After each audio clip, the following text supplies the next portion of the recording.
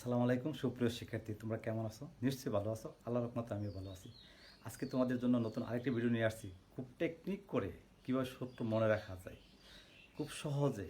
যদি তোমরা এই টেকনিকগুলো অ্যাপ্লাই করো, কোনো দিন সূত্র বলার কথা নয়।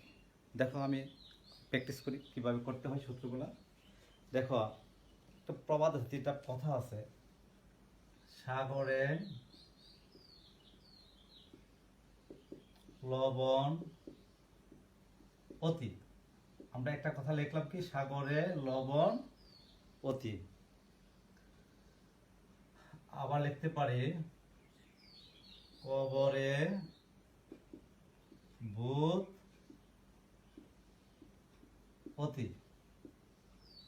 আবার লিখতে পারি টেরা লম্বা ভূত। দেখো, আমরা তিনটা কথা এখানে লিখলাম। একটা লিখলাম সাগরে লবণ আছে, হয়তো বা সাগরে লবণ অতি, যাই বলি না কেন। আরেকটা লিখলাম কবরে ভূত অতি, হয়তো কবরে ভূত আছে। আরেকটা লিখলাম টেরা লম্বা ভূত। এই তিনটা বাক্য দিয়ে আমরা 6টা সূত্র শিখে ফেলবো খুব সহজে। তোমরা আমার সঙ্গে থাকো। দেখো দেখো এখানে সাগর, সাগর এখানে দন্তাস্ব, তার মানে এস ধরতে পারি, অর্থাৎ সাইন। ঠিকটা ধরে নাও। লবণ, লবণের ল থেকে ধরবো কি লম্ব।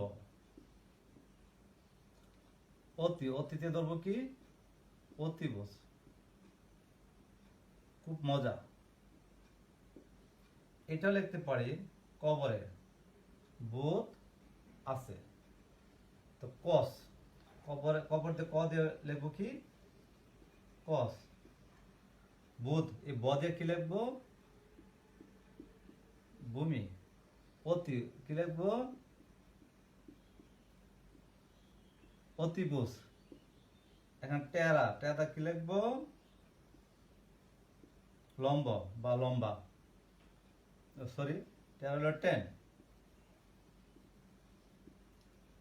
লম্বা লদা কি লম্ব। ভূমি। দেখো, আমি একটা কথা বললাম কি, একটা ত্রিভুজ। দেখো, আমি চিত্র রাখছি এখানে, এ বি সি একটা কি ত্রিভুজ, সমকোণী ত্রিভুজ। এটা সমকোণী ত্রিভুজ। ত্রিভুজের কিন্তু তিনটা বাহু, একটা হলো ভূমি, একটা লম্ব, একটা অতিভুজ। কিন্তু কোনটা ভূমি, কোনটা লম্ব, কোনটা অতিভুজ, এটা কিন্তু থিটা সাপেক্ষে। যে এটা থিটা হয়, এটাকে বলবো বিপরীত বাহু, হয়তো বা লম্ব। বিপরীত বাহু হয়তো বা কি লিখবো লম্ব। তাহলে এটা বিপরীত বাহু, বা এটাকে কি লিখবো লম্ব। আমরা মনে করি এটা লম্বা, এটা লম্ব, তাই নয় কিন্তু, থিটা সাপেক্ষে। আর বৃহত্তম বাহুটা কি অতিভুজ,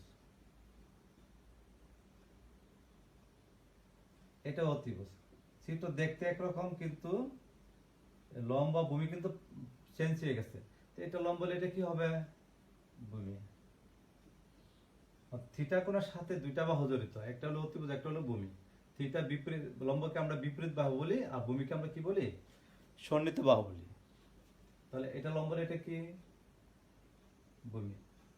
তাহলে আমি কিন্তু থিটা সাপেক্ষে কিন্তু আমাকে লম্ব ভূমি চিনতে হবে। আর অতিভুজ অনায়াসে চেনা যাবে, যেটা বৃহত্তম বাহু, এটাই অতিভুজ। থিটা কোণের সাথে দুইটা বাহু জড়িত, একটা হলো ভূমি আর একটা কি অতিভুজ। অর্থাৎ এটার বিপরীত বাহু হয়তো বা লম্ব, এটাকে আমরা সন্নিহিত বাহু বলি।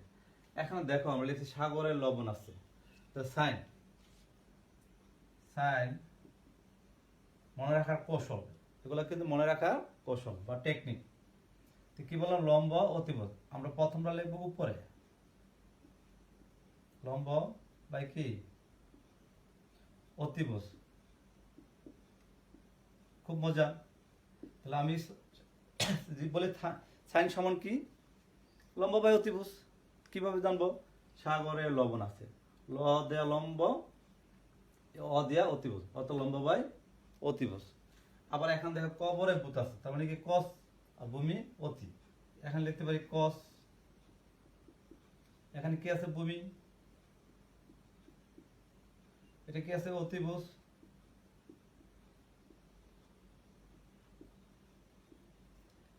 দেখো এখানে আছে কি টেরা লম্বা বুথ, তা টেরা লম্বা বুথ, টেরা ট দিয়ে বোঝাচ্ছি কি 10,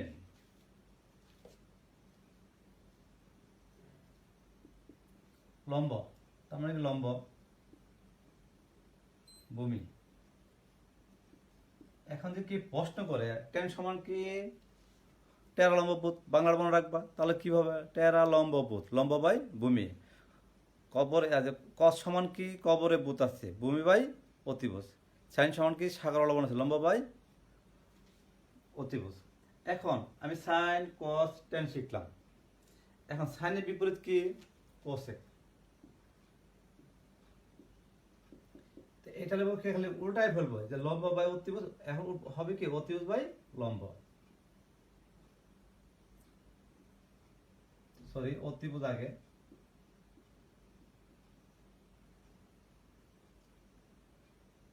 নিচে লম্ব। তাহলে আমরা কিন্তু 3টা সূত্র বের করতে পারলে বাকি 3টা হয়ে যাবে। কস, কসের বিপরীত কি সেক, সেক থিটা। তাহলে কি বলবো আমি অতিভুজ বাই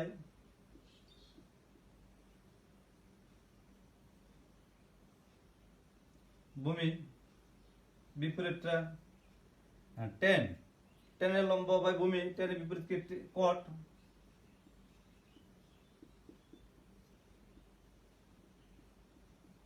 ভূমি বাই লম্ব।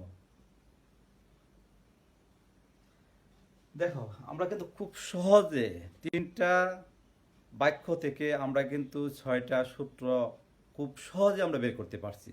যদি আমরা বলে যাই 3টা বাক্য যদি মনে রাখতে পারি, তাহলে কিন্তু আমাদের কোনো দিন আর সূত্র বলার কোনো সুযোগ নেই। আমরা যদি ডে বাই ডে চেষ্টা করি, প্র্যাকটিস করি, তাহলে কি সূত্র ভুল হয়? কিন্তু আমরা দেখতে পাই বছরের পর বছর চলে যায়, কিন্তু আমরা ঠিকমতো সূত্র পারি না। আমরা পরবর্তী ক্লাসে কিন্তু আমরা দেখাবো হাতের সাহায্যে কিভাবে ত্রিকোণমিতি মান বের করা যায়। ঠিক আছে, তাহলে আজকে এই ক্লাসটাই এটুকুই থাকলো। তাহলে মনে রাখবা সাগর লবণ আছে, হয়তো বা লবণ অতি, কবরে ভূত অতি বা ভূত আছে, টেরা লম্বা ভূত। এই 3টা বাক্য দিয়ে আমি কিন্তু প্রথমত 3টা বের করছি, পরবর্তী খালি উল্টায় ফেলছি। অর্থাৎ আমাকে সাইন কস টেন জানা থাকলে, আর সাইনের বিপরীত কোসেক, কসের বিপরীত সেক, টেনের বিপরীত কট, এভাবে যদি তোমরা প্র্যাকটিস করতে পারবে, তাহলে খুব সহজে তোমাদের আয়ত্তে চলে আসবে। ধন্যবাদ সবাইকে।